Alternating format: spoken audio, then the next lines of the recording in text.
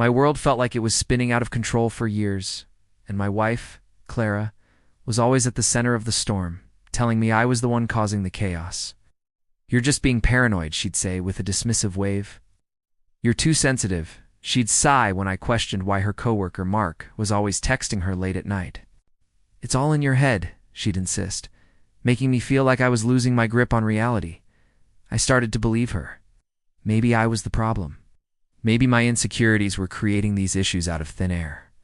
I doubted my own thoughts, my own feelings, my own sanity. I loved her, and I wanted to trust her, so I tried to push down the nagging voice in my head. But deep down, I knew something was wrong. The late-night work emergencies, the sudden need for privacy with her phone, the emotional distance that had grown into a vast canyon between us, it all pointed to something I didn't want to face. Every time I brought it up, she'd turn it around on me. She was a master at it. I'd start the conversation feeling sure of myself. And by the end, I'd be the one apologizing, promising to be more trusting, to be less needy. This manipulation, this gaslighting became the background noise of my life. It was a constant hum of self-doubt and confusion that I just couldn't turn off. I felt so alone, trapped in a marriage that was making me question who I was. Then, one Saturday afternoon, everything changed. A knock on the door shattered the fragile peace of my weekend.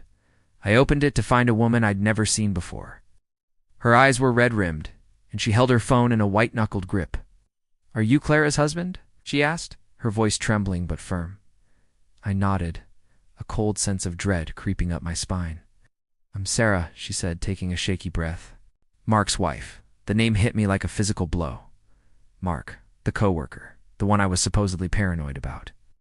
Sarah didn't need to say much more. She showed me the screen of her phone, and there they warm us, maybe years, of messages between Mark and Clara.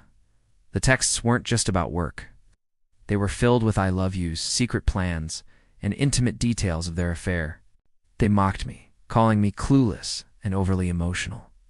My entire reality, the one Clara had so carefully constructed for me, crumbled in an instant. It wasn't in my head, wasn't paranoid. I wasn't crazy, I was right. The validation was a strange mix of relief and crushing pain. All those years of feeling lost and confused, all the times I apologized for her actions, it all came rushing back.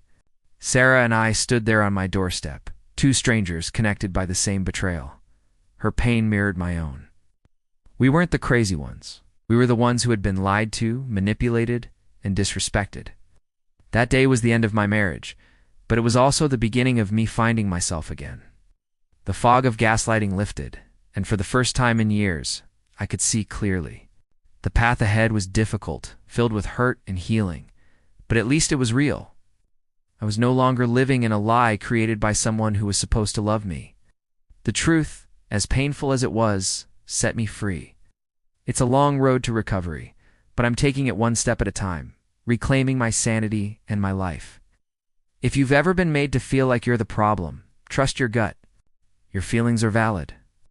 Thank you for listening to my story. Please subscribe for more content.